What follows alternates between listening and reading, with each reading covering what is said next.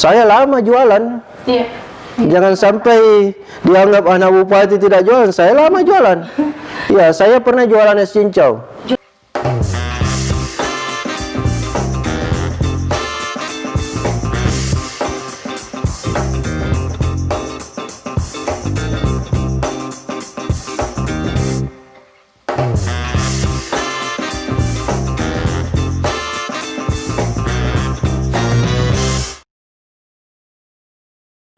Oke teman-teman semuanya, sahabat milenial unggul dan seluruh masyarakat Kabupaten Maros dimanapun kalian berada.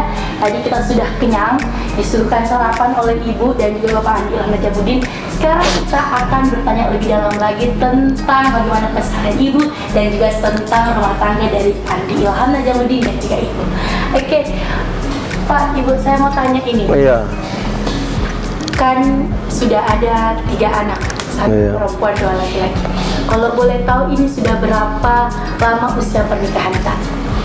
Kalau bicara usia pernikahan, ya 2001, Made? Iya. 2001 bulan 4, bulan 2. Jadi kalau berhitung waktu ini, alhamdulillah sudah berjalan 20 tahun kita. Iya, sudah 20 tahun. Alhamdulillah, iya. Bagaimana ketemu Kak? Ketemu di ini biasa waktu apa? Nonton layar tancap. Tidak, bukan. Saya dengan istri saya ini kebetulan orang tua itu punya sahabat akrab, sahabat karib yang punya pembawaan karakter juga yang sangat sederhana, sangat baik sekali di mata orang tua. Dari situlah muncul ada keinginan untuk mendekatkan keluarga, sama keluarga ya. Awalnya dari situ. Antar sahabat orang tua. Iya, betul. Ya. Kita yang chat duluan ke Ibu atau Ibu yang duluan chat? Saya langsung ke rumahnya. Luar biasa. Ya, cuma waktu ke rumahnya dulu itu ndak mau keluar kamar, tidak mau ya, susah tong mau dicari ini. Mungkin itulah perjuangannya jodoh itu ya. Saya harus tahu ini, saya harus lihat juga istri saya bagaimana supaya kenal ya. Cuma waktu itu memang beliau ini juga orang yang dijaga dengan keluarga. Iya. Jadi dari situ saya punya anggapan bahwa ini orang tuanya saja baik, ya bagaimana dengan anaknya, ya itu. Jadi saya senang sekali waktu itu juga. Iya. Katanya tak berapa lama ini Pak? Nggak lama Ji. Nggak lama? Nggak lama Ji. Saya paling nggak sampai setahun. Nggak sampai setahun langsung nikah. Luar biasa. Langsung nikah. Iya. Tidak kenal nanti di tempat apa? Pelaminan ya. Luar biasa deh. Iya, di pelaminan ya. Alhamdulillah. Dalam rumah tangga ini Pak Ibu, 20 tahun pasti ada masalah konflik keluarga. Bagaimana caranya itu kita mengatasi, apalagi ini mungkin yang lagi nonton ini ada yang cekcok. Siapa tahu bisa berbaikan setelah melihat. Ini bisa jadi kita sharing juga ya. Betul. Ya, saya dengan istri kan bukan orang yang kenal dekat ya. Jadi boleh dibilang bahwa persoalan pasti ada. Ya, kita berpacaran setelah menikah. Nah, luar biasa. Ya, berpacaran setelah menikah. Ya, jadi saya itu belajari bagaimana karakter istri saya. Istri saya juga belajar tentang saya. Jadi dalam perjalanan sama aja semua rumah tangga kita juga pasti ada masalah. Yang tidak ada orang yang tidak dapat masalah. Saya juga pernah dihantam dengan persoalan besar dengan keluarga, tapi ya kita kembali lagi bahwa yang namanya persoalan bukan mau dijadikan persoalan terus-menerus, tapi mau diselesaikan. Kita cari solusi baiknya sama-sama. Dan alhamdulillah ya sampai sekarang ini kita bisa selesaikan segala bentuk persoalan. Tapi kuncinya sebenarnya kembali lagi ke agama. Ya, kembali lagi ke agama. Tidak ada kata lain. Setiap masalah kembalikan ke Yang Maha Kuasa, karena semua masalah yang diberikan ke hambanya pasti diberikan solusi juga. Pasti ada solusinya. Ya. Kalau misalkan Pak sudah 20 tahun juga temani Ibu, suka dan duka dan banyak konflik pasti yang telah dihadapi dalam rumah tangga Kak. Kalau saya boleh tahu ini Kak, bagaimana sosok Ibu ini di mata Kak, seorang istri di mata Kak? Istri saya ini pekerja keras. Iya, pekerja keras. Beliau ini termasuk orang yang tabah dan sering menyimpan apa yang penting dia selesaikan, bisa dia selesaikan. Pekerja kerasnya dalam artian begini, beliau ini tidak malu dengan apa yang dikerjakannya. Selama itu halal, kita kerjakan semua. Saya lama jualan. Iya.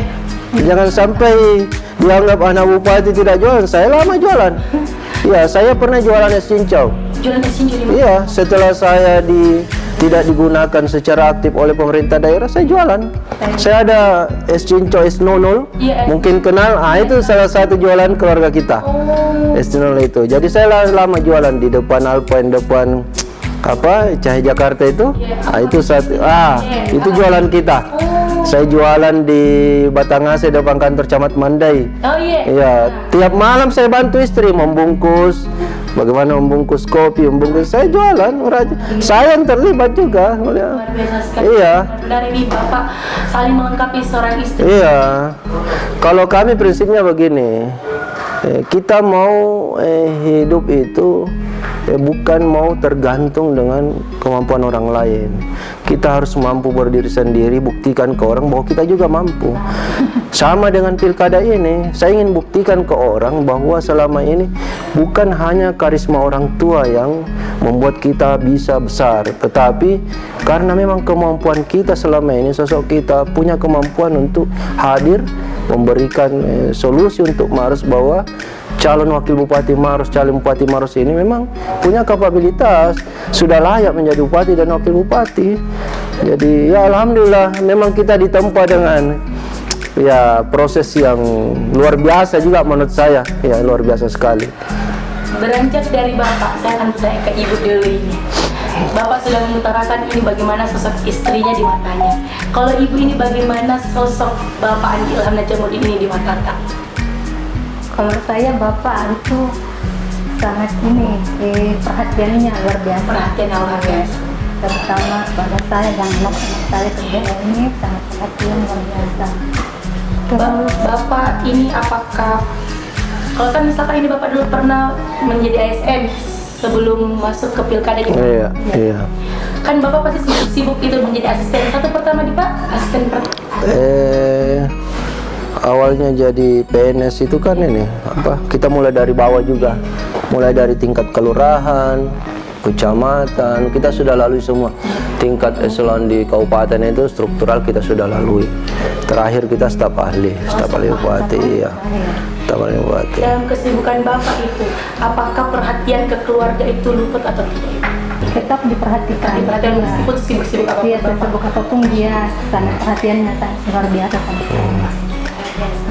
Jadi Bapak Andi Ilham Najamuddin ini benar bahwa Bapak Andi Ilham Najamuddin ini sangat peduli terhadap istri dan anak-anaknya. Bagaimanapun sibuknya Bapak itu tetap memerhatikan istri dan anaknya.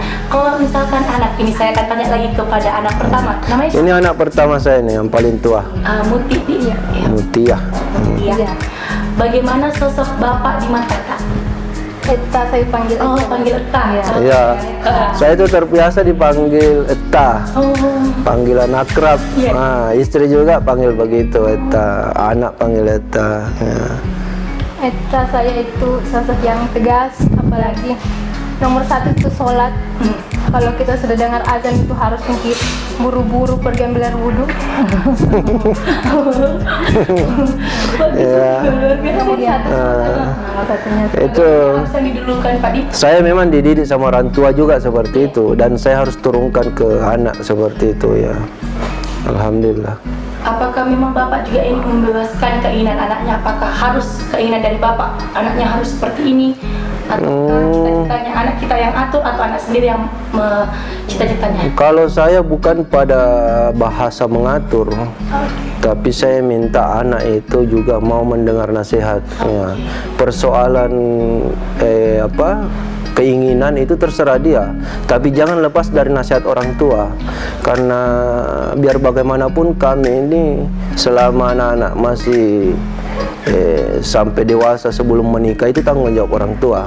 Nanti setelah mereka lepas tanggung jawab setelah menikah, ya silahkan ya kita reskan. Kalau persoalan keinginan silahkan, tapi tolong ya itu tadi saya harus mendengar nasihat orang tua ya, itu aja. meskipun keinginan anaknya atau hobi anaknya dibiarkan, tapi Iya. tetap harus mendengar nasihat. Betul, harus dengar nasihat orang tua Kalau juga. mungkin anak keduanya, bagaimana sosok kakak di mata kak?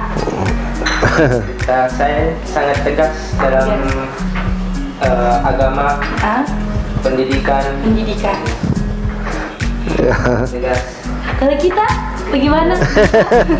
Gimana nak? Baik itu? Nggak dapat mau ke tuan belanja? Kalau ini anak saya yang bungsu ini pemalu. Oh, pemalu. Ya, tapi kalau sudah akrab, waduh, luar biasa juga. Nah, saya senangnya ke bungsu ini karena dia mau menghafal. Nah, ini anak saya di sekolahnya itu menghafal Quran juga. Ya, itu senangnya di situ. Untuk pasti akan ada salah satu hari atau ada momen yang pasti yang bapak untuk keluarga kak. Dan momen liburan itu biasa kemana Ki kalau liburan bersama anak-anak sama istri? Kalau saya hobi saya itu yang mengikut ini hanya 2 orang yang laki-laki nih. Saya kalau liburan itu sebenarnya lebih senang ke hutan, Oh, ke hutan. ke gunung. Nah, tapi karena ada istri, ada anak perempuan juga, ya mesti kita mengalah. Ya, maunya kemana? Kalau pilihan sih seperti itu. Ya, anak saya ini sudah sering saya bawa mendaki juga. Oh, luar biasa. Iya. Jadi yang kecil itu sudah mendaki. Sudah, ini juga dewasa ini sudah berapa kali. Udah. Ya dari kecil memang saya sudah ini. Dia kemarin ya, coba yang kecil-kecil sekitar Sulawesi ya. Di Bulu Sarong dia sudah juga. Oh, luar biasa. Nah, ini juga sudah ini. Ya, tapi kalau rekreasi sih saya terserah anak-anak istri di mana. Iya. Dalam momen pilkada ini Pak, Bapak biasa keluar dari rumah itu pukul berapa?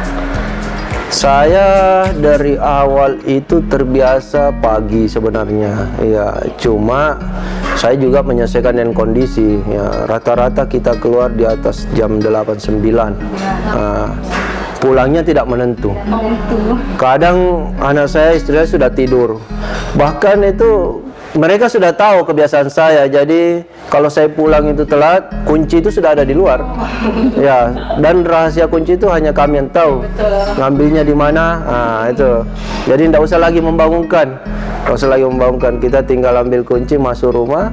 Nah, yang jelas mereka sudah paham. Nah, tapi ya kadangkala juga ya itu kita merasa waduh, ini anak istri kasihan juga. Makanya setiap liburan itu mestilah diselipkan sekali ya. Dalam kampanye, masa kampanye yang ini sudah beberapa hari lagi, Iya. menuju tanggal 9 Desember 2020 ini, momen apa yang paling kita rasakan pada saat sosialisasi dan yang paling jauh di mana Pak? Kalau bicara momen sosialisasi ini, kampanye yang paling berkesan bagi saya ini ya, ini sebenarnya saya itu banyak muncul prihatin dengan pilkada ya. Iya. Ya, karena di Maros ini saya perhatikan banyak kejadian-kejadian yang saya kadang terbawa emosi. Terbawa emosinya bagaimana? Misalnya ya, ada orang miskin yang ditekan-tekan, ada orang tidak mampu. Ya kadang ya sedih juga. Kadang kita menangis mendengar yang seperti itu. Tapi ya itulah, lagi-lagi kembali ke kontestasi pilkada ya, apapun itu harus kita perjuangkan ya. Ya, kalau tempat terjauh yang kami lakukan, karena saya sering nginap, awalnya saya sering nginap. Jadi pilkada ini saya tidak bekerja di masa yang singkat, bukan masa pilkada saja. 10 tahun lalu saya sudah kerja pilkada. Jadi saya bergerak 10 tahun lalu itu keliling 14 kecamatan hanya untuk mencari respon. Masyarakat ini menginginkan ini pasangan, menginginkan Andi Ilham ini maju atau tidak. Setelah dapat respon, barulah saya menentukan sikap. Oh, ternyata ada yang menginginkan. Ya. Jadi banyak juga suka dan dukanya selama sosialisasi di Banyak sekali, luar biasa. Yang jelas intinya kalau kita mau masuk dalam proses politik, harus siap segala hal, harus siap dikritik, harus siap dicaci, harus siap ya, semua harus siap, nggak boleh tidak. Sejauh ini Pak, respon masyarakat ini terhadap Bapak selama masa sosialisasi ini seperti apa? Kalau bicara respon, saya punya keyakinan seperti ini, karena setiap hari ada saja orang-orang baru yang masuk menyatakan sikap untuk mendukung pasangan Maros Unggul setiap hari. Bahkan yang lebih hebatnya lagi, fenomenalnya ini, karena rata-rata tim-tim lawan ini yang menyatakan sikap bergabung dengan pasangan nomor urut 3. Ada yang dari partai lain, bukan partai pengusung kita, tapi karena sepaham dengan perjuangan kita, niat kita, akhirnya ikut bergabung. Ini menjadi petunjuk bagi saya bahwa ternyata tahun ini memang menginginkan Maros Unggul untuk menangkan pilkada itu. Iya. Belakangan ini Pak, beberapa hari ini banyak cacian-cacian terhadap Bapak. Tim-tim Maros Unggul juga ya di sosmed Facebook, di mana itu di negatif campaign itu atau negatif politik itu, berita hoax yang banyak menyebar. Bagaimana ini Bapak menyikapi masalah politik yang seperti ini, yang hoax-hoax di media sosial untuk para tim suksesnya Bapak di Maros Unggul? Kalau saya begini, saya berbeda dengan paslon lain. Ya. Paslon nomor 3 itu jelas punya karakter sendiri dalam menangani persoalan negatif campaign, black campaign. Berbedanya apa?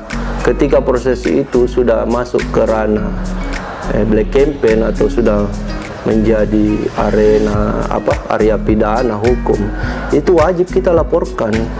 Sebenarnya bukan untuk membuat orang terjerat hukum, tidak. Kita ingin akses dari semua ini, pelaporan ini, supaya orang paham bahwa kita akhirnya tidak saling menuduh. Sekarang ini, sosmed ini, kalau kita berpikir sehat, punya dua nilai yang mesti kita pegang untuk seluruh masyarakat Maros. Yang pertama, bisa jadi sumber daya untuk memanfaatkan untuk proses politik mencapai kemenangan.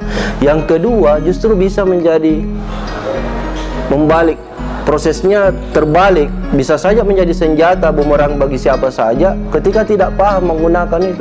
Nah, sekarang di Maros ini lucunya lebih banyak orang-orang pintar yang menggunakan teknologi ini untuk kepentingan yang tidak sesuai dengan apa yang diinginkan. Makanya baru-baru ini kita diserang, dicaci tentang proses yang sedang booming di masyarakat. Kami sampaikan kepada seluruh masyarakat setiap sosialisasi, kami laporkan secara hukum. Kenapa? Supaya orang tidak saling fitnah. Dosa besar siapapun orang di luar yang menuduh paslon Maros Unggul yang melakukan tindakan-tindakan yang tidak sesuai dengan apa yang diinginkan. Kita tidak pernah mau seperti itu. Setiap sosialisasi kami malah menyampaikan, ayo setelah tanggal 9 Desember kita bersatu kembali. Selalu saya sampaikan seperti itu. Kenapa? Karena ini kepentingan luas, kepentingan besar. Kepentingannya siapa? Ya masyarakat Maros, bukan kepentingan calon. Kalau untuk calon saja, wah, untuk apa kita capek-capek? Ya itulah yang harus dipikirkan sebenarnya semua orang. Oke, harapan Bapak, apalagi sudah mendekati tanggal 9 Desember 2020 ini, harapan Bapak ini untuk di tanggal 9 Desember ini? Harapan saya jelas, yang paling besar itu saya ingin masyarakat Maros cerdas memilih. Ya. Di Maros ini sudah disajikan berbagai macam foto, tanda gambar pasangan calon. Nah, sekarang kembali lagi ke masyarakat. Mari kita memilih secara cerdas, mempelajari betul-betul siapa calon yang kita mau usung. Jangan kita ikut-ikutan, jangan menjual harga diri, jangan membuat reputasi masyarakat Maros dengan adatnya syirik dan pace kita tinggalkan. Padahal yang inilah adat seperti ini yang membuat Maros semakin besar, semakin dianggap hebat oleh kabupaten lain. Kalau kita mulai dari awal sudah merendahkan diri kita dengan menjual harga diri kita, dengan menerima imbalan hanya 100, 200, 500 ribu untuk suara kita. Nah, saya rasa bukan adat kita. Orang Bugis Makassar itu pegang adat yang kuat sendiri dengan pandai. Kita tidak mau dipermalukan dengan orang dengan hanya menjual harga diri. Kita ingin membuat Maros dikenal dengan bahasa bahwa kita mampu berbuat merubah kampung kita, merubah Maros kita yang kita cintai. Dengan cara apa ya? Pada saat membuat ide gagasan bahwa calon-calon Ini betul-betul layak untuk dipilih menjadi Bupati Maros. Itu saja. Oke Pak, ini kan sudah jam ini. Apakah Bapak ini akan berangkat sosialisasi Pak? Iya, Oh, sebenarnya kita ini ada persiapan ya. Biasanya kalau jam segini kita sudah persiapan untuk menuju titik-titik area sosialisasi. Tapi ya saya juga berterima kasih nih karena dapat kunjungan. Ya insya Allah mudah-mudahan kunjungan ini bisa membuat orang akhirnya paham bahwa kami ini sebenarnya beranjak dari keluarga yang sederhana yang punya mimpi untuk memperbaiki hal-hal yang dianggap atau yang diinginkan oleh masyarakat Maros. Itu saja. Mungkin mau siap-siap Pak? Iya, kita siap-siap. Ini ambil dulu baju nak, ambil baju nak. Oke teman-teman, tadi kita sudah melihat dan kita berbicara bersama-sama Bapak Andi Ilham Najamuddin dan juga Ibu tentang bagaimana kesehariannya, tentang bagaimana perjalanan kisah cinta mereka berdua mulai pertemuannya, telah hadir 3 orang putra dan sudah beberapa hari lagi tanggal 9 Desember 2020 untuk hari pencoblosan itu Bapak Andi Ilham Najamuddin selalu melakukan sosialisasi setiap harinya Pak Di. Iya. Setiap hari melakukan sosialisasi dan sekarang sudah bersiap-siap dan anak pertamanya, jadi setiap hari juga anak pertamanya yang mempersiapkan baju atau pilih-pilih baju di Kalau bukan istri, anak pertama anak karena pertama, ya. beliau juga sudah paham. Oh sudah biasa. Iya, alhamdulillah. Begitu. Iya. Ayo kita siap-siap dulu kita dapatkan sosialisasi. Enak, nanti. dia juga sudah tahu namanya.